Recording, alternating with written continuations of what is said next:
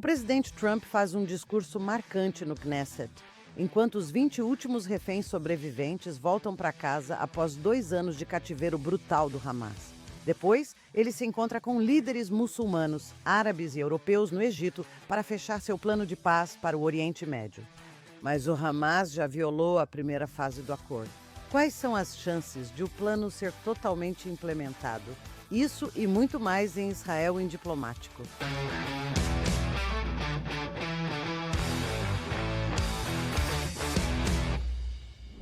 Shalom e bem-vindo a mais um episódio de Israel em Diplomático. Eu sou Mark Regev e, como sempre, estou aqui com minha co-apresentadora Ruthie Bloom. Ruthie, que semana!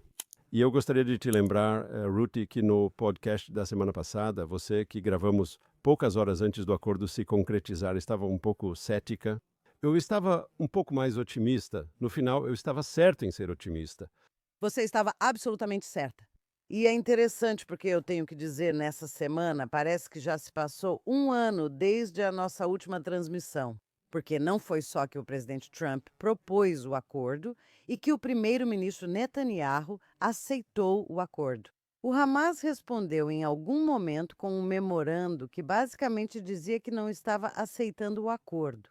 Fingiu que sim, mas tudo no memorando deles dizia não, e não sim. O presidente Trump me deixou muito nervosa, mas foi inteligente no final. O que ele disse foi que anunciou a Truth Social. O Hamas aceitou o acordo. E eu pensei, ai meu Deus, o Hamas não aceitou o acordo. Tudo na carta era completamente o oposto. Mas porque Trump fez isso, meio que pressionou o Hamas e os outros líderes a agirem como se aquilo estivesse acontecendo e meio que impor as regras. Então eu não acreditei quando disse todos os 20. A primeira fase é que todos os 20 reféns vivos, na verdade, eram todos os 48 reféns, precisam ser devolvidos a Israel de uma só vez, em até 72 horas. Ninguém acreditava que isso fosse acontecer, mas graças a Deus, os 20 reféns vivos foram devolvidos de uma vez. Em um grupo, pode-se dizer. E os falecidos só foram devolvidos no dia seguinte e vamos falar sobre isso depois. Mas o que posso dizer é que foi uma cena incrível, porque a chegada do presidente Trump a Israel praticamente coincidiu com a libertação desses reféns. E vamos chegar a isso. Ele veio para discursar no Knesset. Primeiro, ele ia pousar no aeroporto Ben Gurion, em Tel Aviv, e depois se encontrar, e então ser levado para Jerusalém com Netanyahu, se encontrar com ele e com algumas das famílias dos reféns que já haviam sido libertados em acordos anteriores. E então ele iria discursar no Knesset, mas ele pousou tarde no aeroporto Ben Gurion. Ele se atrasou para os outros compromissos. E depois do discurso no Knesset, ele foi direto para o Egito, para essa cúpula com todos esses líderes. Então, conte como se sentiu enquanto isso ocorria. Primeiro, Antes de tudo, você está certo na maior parte do que disse, mas tenho certeza de que discordo de algo que falou. Você disse que Trump elaborou um plano e Netanyahu aceitou, e acho que é um pouco mais complicado. Na verdade, acho que isso que você disse não é verdade. Houve uma discussão, você deve se lembrar, cerca de 6 semanas atrás na Casa Branca, onde eles discutiram o dia seguinte em Gaza, o dia após a guerra em Gaza, que envolve muitos dos pontos desse plano. E quem foi convidado? Ron Dermott, de Israel. E eu sei intuitivamente que isso é um sinal de que esse plano não foi uma surpresa para Israel. Isso não quer dizer que não discutimos. Trump afirmou que Netanyahu foi firme em várias questões e houve negociações difíceis. Mas a ideia de que os americanos criaram esse plano que surpreendeu Israel, que surgiu do nada, nas suas palavras, que ele criou o plano e Netanyahu aceitou, eu acho que houve uma coordenação muito, muito boa entre Israel e os Estados Unidos nesse plano, que foi elaborado em conjunto. Isso não significa, mais uma vez, Trump disse que Netanyahu lutou muito em questões separadas para garantir que os interesses de Israel fossem protegidos, que o plano de Trump, de fato, cobriria os objetivos de guerra de Israel, que o Hamas deve ser desarmado, que todos os reféns devem ser libertados e que Gaza não será mais uma ameaça militar para Israel. Ela será desmilitarizada. Tudo isso está no plano de Trump e não é por acaso. É porque eu acho que as negociações entre Netanyahu e Trump, entre Ron Dermer e a equipe de Trump, eu acho que isso foi o precursor. Esse foi o elemento necessário para que isso funcionasse e fosse tão bem sucedido. Sim, bem, eu vou além. Todo mundo sabe agora que, na verdade, Ron Dermer escreveu esse plano. Isso pode ser um exagero. Não tenho certeza. Quero dizer, tenho uma fonte muito confiável de que foi isso que aconteceu. Mas, novamente, como todos os advogados vão te dizer, não importa o que está em um contrato, só importa quem assina. Então, sim, eles realmente, claro, negociaram e tudo mais, porque a última parte do plano envolve um caminho futuro para uma autogestão palestina, algo assim. Todo tipo de coisa que já conhecemos, já ouvimos tudo isso antes, mas o que torna esse plano tão diferente? E como eu disse, não importa, você está certa. É chamado de Plano de Trump. E sim, Israel foi fundamental na elaboração dele. E assim também foi reconhecido por Steve Witkoff, Jared Kushner e pelo próprio Trump. Então não há nenhum problema nisso.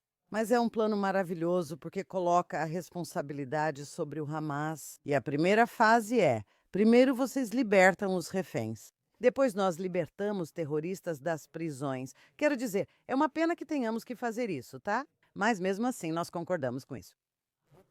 O que Trump fez, essencial para o sucesso e discutido na semana passada, foi conseguir que aliados e amigos do Hamas, no mundo árabe e muçulmano, apoiassem o plano por razões próprias. Não por gostarem de Israel, mas por motivos próprios.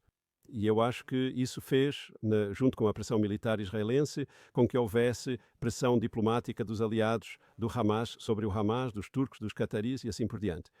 E eu acho que só Trump poderia fazer essa diferença, porque Trump tinha influência sobre os cataris e sobre os turcos para que eles pressionassem o Hamas a aceitar esse acordo. Com certeza, sem dúvida alguma. Ok, então o que vemos aqui? Vimos uma dança incrível entre a Casa Branca e Jerusalém. Vimos isso durante toda essa guerra. Bem, na verdade, não durante toda essa guerra, mas desde que Donald Trump entrou na Casa Branca. E, sabe, tem sido, eu diria, como você mencionou, a combinação de pressão militar e o que você chama de pressão diplomática de todos esses países que apoiam o Hamas sobre o Hamas. Mas eu acrescentaria que é importante enfatizar que a pressão, que na minha opinião não foi útil, foram as manifestações nas ruas dizendo: tragam ele para casa. E Netanyahu, se os reféns forem mortos, o sangue estará em suas mãos. Esses protestos não ajudaram em nada. Mas eu quero dizer que precisamos chegar a isso. Vamos voltar a esse assunto dos reféns, mas agora vamos falar sobre o discurso monumental de Trump no Knesset. Nunca houve nada igual. Primeiramente, ele foi só o quarto presidente a falar no Knesset. E foi incrível. Eu concordo, vamos falar do discurso do Trump, mas antes quero comentar que ele assistiu a 3 discursos de líderes israelenses. E tenho certeza de que não foi tão fácil para o presidente ter que sentar ali e esperar educadamente todos terminarem seus discursos. Mas o presidente do Knesset, Amir Okana, na minha opinião, falou muito bem. Depois, Netanyahu fez um ótimo discurso, seguido pelo líder da oposição, Lipitu, que também foi bem. Acho que é uma questão de expectativas, pois seguir Netanyahu, um grande orador, não é fácil. Na minha opinião, ele fez um discurso sólido e bom. Quero destacar uma coisa que Netanyahu disse que me fez pensar em algo que eu nunca tinha pensado antes. Ele disse que, quando 7 de outubro aconteceu, o mundo inteiro apoiou Israel porque foi logo após as terríveis atrocidades cometidas pelo Hamas. E a combinação desse apoio diplomático com a pressão militar que Israel estava exercendo permitiu a primeira libertação de prisioneiros, aquele primeiro grupo de reféns que foi libertado. E então ele disse que, aos poucos, Israel perdeu o apoio diplomático do mundo e não houve mais libertação de prisioneiros porque toda a pressão estava sobre Israel. E ele disse que isso mudou em dezembro de 2024, quando Trump foi reeleito. De repente, o Hamas concordou com outra libertação e com essa libertação final. Ele afirmou que a eleição de Trump foi crucial na guerra, mudando positivamente a dinâmica para Israel. E acho que eu nunca tinha pensado dessa forma antes, mas isso me fez pensar que sim, a vitória de Trump foi fundamental para mudar o ímpeto para uma eleição positiva, uma direção positiva. Israel poderia aplicar a pressão militar, mas com Trump e aplicando a pressão diplomática, isso foi o que mudou o jogo. Acho que ele fez coisas que Biden não poderia ou não faria. Não poderia ou não faria. Você decide, Ruthie. Mas o papel de Trump aqui foi fundamental. Eu até ouvi, só para resumir, e acho que precisa ser dito, tem um programa na Public Broadcasting Service onde duas pessoas fazem o noticiário semanal no Jornal da Noite. E David Brooks, teoricamente republicano, mas muito anti-Trump, sim, Sim. ele disse, ele elogiou Trump. Ele nunca elogia Trump por conseguir esse acordo. Ele afirmou que Trump contribuiu mais para a paz no Oriente Médio do que Obama e Biden, apesar dos planos deles. Isso é 100% verdade. Agora podemos falar sobre Trump. Mas não há dúvida de que, ao conseguir esse resultado bem-sucedido na guerra em Gaza, Trump realmente merece a aclamação de todos. E sabe o que é interessante? Em todo o planeta, a esquerda odeia Trump. A esquerda britânica odeia Trump. A esquerda australiana odeia Trump. A esquerda canadense, a esquerda americana odeia Trump. Onde a esquerda gosta de Trump? Só em Israel. Só em Israel. Em Israel. O colapso no Knesset mostrou unanimidade. Esquerda, centro e direita, todos gostam de Trump. Todos sabem que ele libertou nossos reféns e facilitou o acordo. Ah, ele é uma estrela do rock em Israel. E a esquerda, que também costumava odiá-lo em Israel, mas eles, por causa do envolvimento dele na libertação dos reféns, simplesmente o adoraram. As famílias dos reféns o visitaram várias vezes. Tudo o que você disse está certo, mas ao citar Obama, Biden e os democratas, a visão deles de diplomacia é: todos, vamos fazer a paz. Israel cede território e nós apenas aceitamos passivamente. E Obama disse: estou liderando por trás e a América não é melhor do que nenhum outro país. Claro que Trump está fazendo mais, porque Trump diz paz através da força. Trump se juntou a Israel no ataque às instalações nucleares iranianas. Trump mudou novamente o nome do Departamento de Defesa dos Estados Unidos para Departamento de Guerra. Antes era chamado assim, depois virou Departamento de Defesa e agora é Departamento de Guerra. Pete Hegseth é chamado de secretário de guerra, não de defesa. E Trump, sabe, com toda aquela linguagem floreada dele, quando foi para a Arábia Saudita e fala super bem do emir do Catar e de todas essas pessoas na Turquia e todos esses, basicamente, caras maus islamistas que, especialmente Catar e Turquia, todos esses que financiam e apoiam o Hamas. Veja só o que ele faz. Bajula igual fez com Putin. Ele bajulou Putin repetidamente, humilhou Zelensky na Casa Branca e agora o jogo virou. Sabe por quê? Ele disse: sim, Putin é ótimo, vai trazer paz e tudo mais. Quando Putin não fez o que queria, agora ele se volta contra ele e diz que talvez dê armas a Zelensky. E isso é importante porque eu acho que o que estamos vendo aqui é que ele está dizendo que são cenouras e varas. E todos esses países acreditam que querem as cenouras e acreditam nas varas. As ameaças deles são reais, diferente de qualquer democrata. Por isso não gosto do termo diplomacia. Não é diplomacia, mas é algo bem diferente. Ele afirmou o poder americano globalmente. Graças a Deus, ignorando a ala do partido dele que é contra, que é isolacionista, que odeia Israel, etc.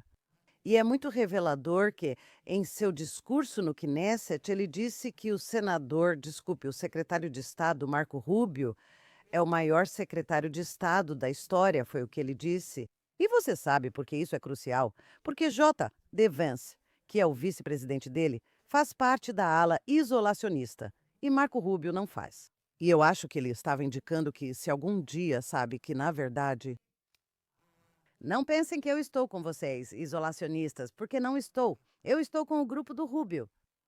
Além disso, ele é, como eu disse, muitas pessoas que conheço da direita em Israel e no exterior disseram que esse é um acordo terrível porque fala sobre um Estado palestino.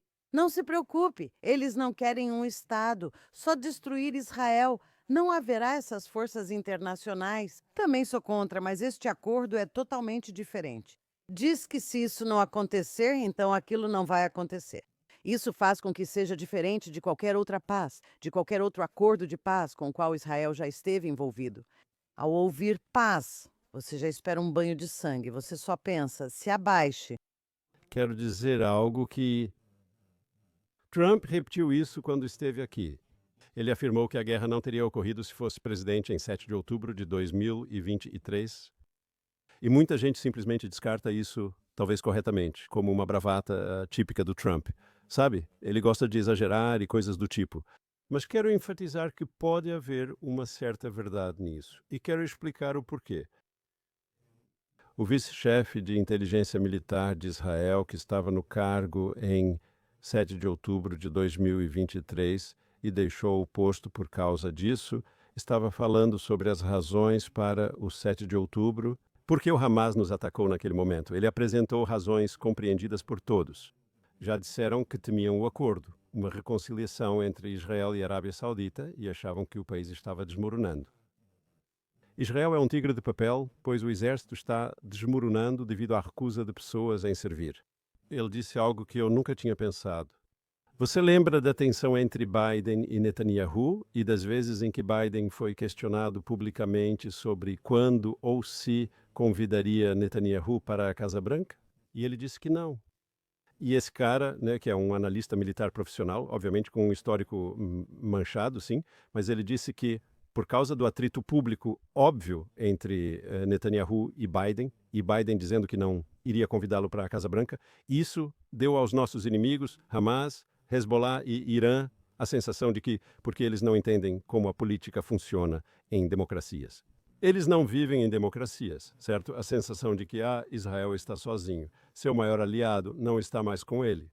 E esse não é o único motivo, mas um dos fatores que contribuíram para o ataque do Hamas em 7 de outubro, palavras dele, não minhas, indo para o discurso no Knesset com Trump desta semana, quando os Estados Unidos apoiam firmemente Israel, quando as pessoas veem dois aliados que celebram sua parceria, que celebram sua aliança, quando Netanyahu diz que não temos amigo melhor no mundo do que os Estados Unidos da América, e Trump diz que Israel é nosso amigo e aliado e que vamos apoiar Israel. Se for preciso concluir o trabalho militarmente, agiremos. Isso serve como força de dissuasão e estabilidade. Sabe, quando o governo Obama assumiu, eu me lembro que eles disseram muito claramente: queremos ter um distanciamento entre nós. E isso é bom para a paz, ter esse distanciamento. Nós teremos algum tipo de mediador imparcial. O contrário é verdade. O contrário é verdade. Quando os Estados Unidos apoiam Israel, isso fortalece quem é contra a paz e a estabilidade, como o Hamas. Isso dá a eles a sensação de que podem sair de seus buracos e fazer seu trabalho sujo, sim. Mas quando os Estados Unidos apoiam firmemente Israel, é aí que você consegue os acordos de Abraão. É aí que você pode ter progresso. É aí que você consegue estabilidade. Talvez, se um discurso como o de Trump tivesse ocorrido um mês antes, 7 de outubro não teria acontecido. Bem, se Trump tivesse estado na Casa Branca por um segundo mandato depois do primeiro, quando ele fez coisas incríveis, não só os acordos de Abraão. Ele deu todo o seu apoio a Israel. Ele reconheceu Jerusalém como a capital de Israel. Ele transferiu a embaixada dos Estados Unidos da América para Jerusalém, reconheceu a soberania das colinas de Golã e rompeu o acordo com o Irã. Ele agiu continuamente. Se tivesse tido um segundo mandato, tudo seria diferente. Agora você vê todos esses líderes mundiais correndo de um lado para o outro. Ele não os suporta, sabe? Ele não gosta dos líderes da França e da Inglaterra, e quero dizer, do Reino Unido. Ele também não gosta do Canadá. Ele se posicionou firmemente contra o reconhecimento repugnante do Estado palestino por eles na Assembleia Geral da Organização das Nações Unidas.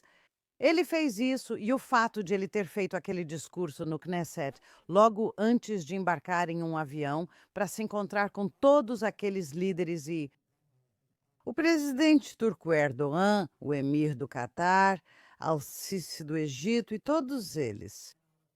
Sabe, aquilo foi uma declaração para o mundo. Ele não só disse que somos aliados, mas também eu amo Israel. Ele até mencionou que seu genro é judeu e que sua filha se converteu para se casar com ele e como ele ama Israel. Ele simplesmente repetiu isso de novo e de novo. Eu estou com Israel. Para pegar um avião, Egito e Israel são tão próximos. Quanto tempo durou o voo? Meia hora? Nem sei. 45 minutos eu já fiz isso. 2 vezes 45 minutos, nada. Ok. Eles estavam todos sentados no lugar deles no hotel em Sharm el-Sheikh. Acho que era um hotel. Tenho certeza de que todos assistiam e ouviam aquele discurso. Foi incrível. E eu gostaria de acrescentar uma coisa, e você e eu vamos falar sobre isso também. O movimento de protesto israelense adorava Trump e adorava Witkoff. Witkoff, tenho que dizer, como Trump mencionou em seu discurso, parece ser muito legal porque todos gostam dele. E é verdade. Vimos isso com as famílias dos reféns. Eles adoram Witkoff. E eu nunca o conheci, mas ele deve ser um cara legal. Mas quando ele fez um discurso na Praça dos Reféns depois que foi anunciado que os reféns voltariam para casa. E a Praça dos Reféns estava cheia de dezenas de milhares de pessoas aplaudindo, dizendo: Obrigada, Trump. Te amamos. Trump repetidamente causava histeria. E Witkoff fez um discurso adorável. Sempre que falava, era muito aplaudido. E então ele disse: Agora eu gostaria de dizer ao primeiro-ministro Netanyahu. E a multidão vaiou e assobiou. E Witkoff continuava dizendo: Ok, vocês poderiam me deixar, por favor, vocês poderiam me deixar dizer o que eu quero dizer? E o que ele queria dizer era que Netanyahu e Ron Dermer, eles também vaiaram Ron Dermer, que eles foram cruciais. Eles desempenham um papel crucial para conseguir esses reféns. Helm, um papel crucial para acabar com a guerra, etc. Mas não, a plateia foi nojenta. E não foi todo mundo, mas foi o suficiente. Havia vaias suficientes para que você pudesse ouvir claramente, porque eram vários milhares de pessoas vaiando ele. Então, o presidente Trump, novamente no Knesset, fez questão de enfatizar o quanto Netanyahu foi crucial para vencer essa guerra. E isso é outra coisa. Isso é outra coisa que o diferencia daqueles democratas, que existe algo como vencer, como vitória, como força. Não é tudo isso. Nós somos só cidadãos do mundo, não. Graças a Deus por ele. O que dizer? Sobre as vaias a Netanyahu na Praça dos Reféns. Então, eu concordo com o que você está dizendo também. Achei que isso foi totalmente fora de propósito. Esse é o ponto, e o homem concordou com o acordo, certo? Como mencionei, ele ajudou a formar o acordo para liberar todos os reféns de uma vez, quando todos achavam impossível, sim, como um adiantamento. E você sabe, quando Witkoff também agradeceu ao presidente turco, eles aplaudiram um homem que, você sabe, já disse todo tipo de coisa antissemita, e a plateia aplaude. Quando ele agradece aos cataris, todos aplaudem. Quando Jared Kushner disse: sentimos muito por todos os civis inocentes mortos em Gaza, eles aplaudem, mas só para Netanyahu eles vaiam. Concordo com você. Não é toda a plateia, mas há uma motivação por trás. Agora que todos os reféns voltaram, não me refiro às famílias que, graças a Deus, têm seus entes queridos vivos. Espero que quem teve entes mortos também possa voltar para casa em breve. Mas não há dúvida de que o movimento dos reféns foi usado pela oposição a Netanyahu para fins políticos. Não há dúvida sobre isso, e isso ficou claro naquela vaia. Foi realmente, quero dizer, imagine, podemos ter todas as nossas discussões, mas na frente de um líder estrangeiro que está celebrando o retorno do refém, foi realmente, na minha opinião, desnecessário e expôs, eu acho, alguns desses ativistas pelo que eles são.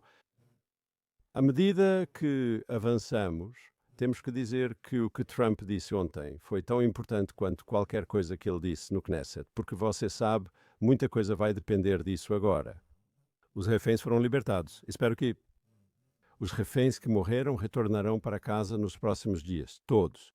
E nós devemos, mais uma vez, se o Hamas começar a fazer joguinhos, sabe, do nosso ponto de vista, como Israel, isso é um desvio, é uma quebra do acordo. E então não precisamos cumprir nossas obrigações também, certo? Eles têm a obrigação de liberar todos os reféns mortos e eles têm que fazer isso.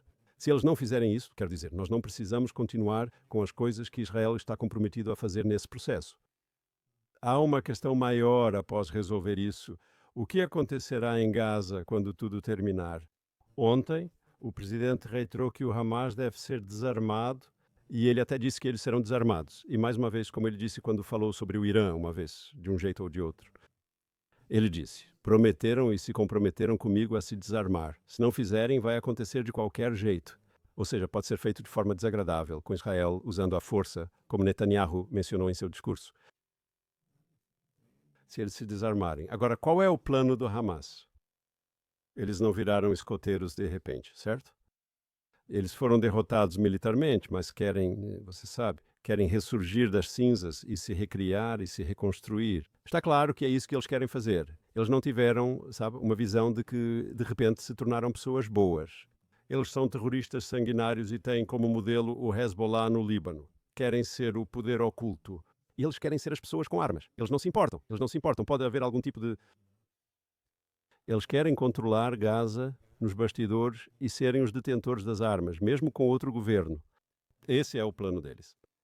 E que Trump foi tão categórico ao rejeitar essa possibilidade, isso não vai acontecer. E de um jeito ou de outro, isso não vai acontecer. Seja como eu disse, do jeito fácil ou do jeito difícil. Achei que isso foi um complemento crucial para tudo o que ele disse quando esteve em Israel. Sim, bom, ele disse isso de forma ainda mais específica. Ele disse: se eles não se desarmarem, nós vamos desarmá-los. E quando perguntaram como, ele disse: não preciso falar sobre isso. Mas eles sabem que eu estou falando sério. Foi isso que ele disse. Nós vamos desarmá-los. Agora, quando ele diz nós, de novo, ele está falando de Israel. Isso é o mais incrível. Ele não quer dizer que vai mandar tropas americanas para lá para fazer isso. Mas ele disse nós. De novo, veja, isso é incrível. Israel nunca precisou ou esperou soldados americanos em solo. Nós precisávamos desse apoio, desse respaldo, também de armas, mas não estou falando das armas. Estou falando sobre o fato de enfrentar. Então, Netanyahu, aliás, não é só que a plateia não deveria vaiá-lo, porque ele concordou com o acordo. Ele tem trabalhado dia e noite há 2 anos lutando nessa guerra. E é chocante e vergonhoso que essa foi a resposta deles. Você está certa, eles têm uma chance. Haverá eleição. Eles não querem votar nele, não votem. Foi simplesmente uma cena horrível. Como eu disse até Steve Witkoff, que não é estranho a comportamentos vis como esse. Por quê? Porque Trump também tem as pessoas do grupo, qualquer um menos Trump, as pessoas com síndrome de aversão ao Trump, que também são perfeitamente capazes de fazer isso. Todas as pessoas que prometeram sair do país caso Trump fosse eleito e o chamam de fascista e nazista. Então, não é como se eu achasse que esse é parte do motivo pelo qual Witkoff meio que riu, com constrangimento diante da multidão fazendo aquilo. Ele sabe quem são essas pessoas e elas são exatamente como a esquerda americana que faz isso com o Trump. Quero falar sobre dois assuntos, talvez paralelos à visita do Trump a Israel. Foi uma imagem visual pouco destacada pela mídia israelense, pois para eles isso é comum. Achei uma boa foto e não sei se todos que viram as fotos da visita do Trump notaram isso. Há uma foto maravilhosa do Trump no meio e à sua direita Benjamin Netanyahu e Sarah Netanyahu, e à sua esquerda o presidente do Knesset e seu marido, e eu achei que essa foto dizia muito mais sobre o Israel moderno do que muitas das outras fotos, porque somos duas democracias. Mas vamos lembrar disso fundamentalmente sobre Israel. Que Israel, ao contrário dos nossos vizinhos e de tudo o que Hamas e Hezbollah representam, Israel é um país liberal com L minúsculo, sim, no verdadeiro sentido da palavra. Somos um país pluralista, somos um país de igualdade perante a lei. Somos um país que dá direitos às pessoas, não importa qual seja a sua orientação sexual. Até pessoas assim podem chegar aos cargos mais altos do governo, como o presidente do Knesset. Isso é natural em Israel, por isso não falamos sobre, mas lembro da foto dos 5 que me fez sorrir. Sabe, é interessante você dizer isso porque é tão natural que eu nem percebi. Quero dizer, não é que eu não tenha visto a foto, é que eu nem pensei que havia algo a ser notado sobre isso. E isso que você está dizendo é muito importante. É tão parte de nós que eu nem percebi.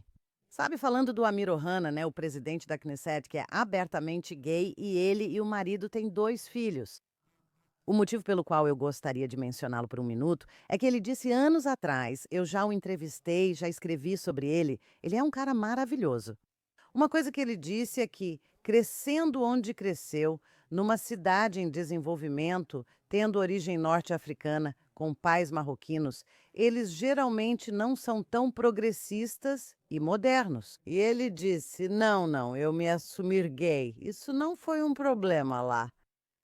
O problema foi eu me assumir como membro da direita, como do partido Likud entre os gays. Isso é inaceitável e a comunidade gay o odeia e eles fazem manifestações contra ele. Eles o consideram um traidor. Você deve falar com a liderança da comunidade gay? Comunidade. Certo, mas eles são na maioria, então ele disse o que o meu, ele não vai a paradas do orgulho gay e tudo mais. Ele disse: "O que a minha orientação sexual tem a ver com a minha oposição a um Estado palestino?" Foi dito de forma tão perfeita. E por que que isso é relevante agora para tudo isso? Porque Trump está lutando muito seriamente, enfrentando toda a esfera woke. E os trans, sabe, há tanta histeria sobre pessoas transgênero nos Estados Unidos, jovens, crianças pequenas em transição e homens sendo mulheres nos esportes e todas essas coisas. E por que isso é importante eu mencionar? Porque a Mirocana também é contra o wokismo. Ser gay em Israel, ser quem você é, ninguém nega isso. E o mesmo acontece nos Estados Unidos. Quando você transforma isso em um movimento ativo, ativo e político, e também o transgenerismo é um jogo completamente diferente do que ser gay. E essa é uma discussão diferente para nós. Mas é importante notar que não é só que a Mirocana e seu marido estão ao lado do primeiro-ministro Netanyahu e de sua esposa. Mas Trump, novamente, é contra o woke, mas ele não teria problema nenhum em ter alguém gay. A questão é de que lado da divisão política, espiritual e cultural você está? E religiosa, aliás, de que lado você está? E é por isso que acho bom você ter destacado essa foto. A outra coisa que quero dizer, que nos fez sorrir, foi quando Trump disse para recorrer ao presidente de Israel, que tem o poder. Nós temos um presidente cerimonial. Sim, o presidente de Israel, você sabe, é uma figura cerimonial. Ele é como o rei da Inglaterra. Ele não tem poder político, mas possui o poder do perdão. E geralmente ele concede o perdão depois que o governo pede formalmente para ele fazer isso. Sabe, o presidente, mais uma vez, não é como o presidente americano ou o presidente francês, ele é uma figura cerimonial, mas Trump se volta para ele no meio do debate no Knesset e fora do roteiro não está no teleprompter dele. Ele diz: talvez você devesse dar um parceiro para Netanyahu. E ele diz um perdão, desculpe. Dê um perdão para Netanyahu. E isso porque ele diz: olha, este é um grande líder em tempos de guerra. A acusação contra ele é trivial e injusta. Por que isso está acontecendo? E eu pensei, se, sabe, falando de tudo o que Netanyahu e Trump têm em comum, ambos realmente sentem, sim, que o sistema judiciário foi politizado contra eles. Se é verdade ou não, não importa. A questão é que ambos têm isso em comum, que os adversários políticos usaram o sistema judiciário de forma injusta contra eles. E não tenho dúvida de que isso também os une. Ah, com certeza. Só acho que você não precisa relativizar. Você me conhece. Não, eles são absolutos. O sistema judiciário foi usado contra eles. Foi um caso legal contra eles. Existem acusações falsas contra os dois. Não é só que eles se sentiam assim, é assim mesmo. Então agora, é verdade que o engraçado sobre ele ter dito para Herzog simplesmente dar um perdão é que, na verdade, ninguém em Netanyahu não quer um perdão porque um perdão significa que você foi considerado culpado de um crime e ele está lutando para dizer: não, não, eu não sou culpado disso. Mas o que foi ainda mais engraçado foi o jeito que ele disse, o jeito que Trump falou: vamos lá, charutos e champanhe. Quem diabo se importa? Foi isso que ele disse. Quem diabo se importa? E todo mundo riu no Knesset. Até aqueles que querem pegar Netanyahu riram, porque foi engraçado, porque ele é engraçado. E talvez seja verdade, talvez seja verdade. Primeiro de tudo, é verdade. E ele disse que é o maior líder em tempos de guerra. Ele disse presidente, embora Bibi seja primeiro-ministro, o maior líder em tempos de guerra da história, algo assim. E sabe, eu acho que, além do fato de que deixem todos aqueles países árabes e toda a Europa ouvirem isso, ok? Todos tentam bajular o Trump agora. Por quê? Porque sabem que podem ganhar algo. E com razão, então eu não tenho problema nenhum com o interesse próprio ser o motivo pelo qual as pessoas fazem a coisa certa, ok? E tudo bem para mim se o Trump está concedendo várias coisas para esses países, ajuda ou o que for, se isso realmente servir ao propósito. Mas não se engane. Outra coisa é não se enganar, que o que queremos é que nós esperamos que Trump realmente saiba que o Oriente Médio, que isso é jihad global. Quero dizer, ele certamente está lutando contra a jihad global em seu próprio país. Ele certamente diz isso com a imigração ilegal. Vemos que Mamdani está prestes a se tornar o prefeito de Nova York. Ele é comunista. Ele é socialista, me desculpe. E ele também é muito tipo, a esposa dele comemorou o dia 7 de outubro. Sabe, estamos falando de pessoas ruins aqui, que são essa mistura de islamistas, de islamista e comunista. Trump sabe disso. Agora devemos esperar que suas estratégias de recompensa e punição funcionem. E quando eu digo funcionar, não pensem nessa fantasia de, sabe, a paz surgindo em todo lugar. Interesses, tudo bem, desde que o interesse de Israel seja mantido. Esse sempre foi meu problema com você. Quando você diz, bem, sabe, temos interesse em boas relações com este país, aquele país e o outro também. Sim, mas eles também têm tanto interesse em manter relações conosco. E queremos garantir que Trump fiscalize isso. E eu acho que a vitória de Israel nesta guerra, essa vitória esmagadora no Líbano contra o Irã e agora em Gaza também, e claro, as mudanças na Síria, isso tornou a normalização pacífica das relações com nossos países mais provável, porque as pessoas não fazem paz com um país fraco. Não se faz paz com um país derrotado. As pessoas se atraem por jogadores poderosos e a força de Israel é o pré-requisito, o elemento necessário para a normalização e a paz. A força de Israel no campo de batalha ficou evidente, assim como seu poder diplomático com a visita de Trump. Um último ponto, precisamos encerrar por falta de tempo. Você disse que Netanyahu recusa o perdão para não admitir culpa. Lembro que o presidente Ford perdoou Nixon e até onde sei, Nixon nunca admitiu culpa. Você não precisa fazer isso. Continuaremos essa discussão na próxima semana. Estou ansiosa por isso.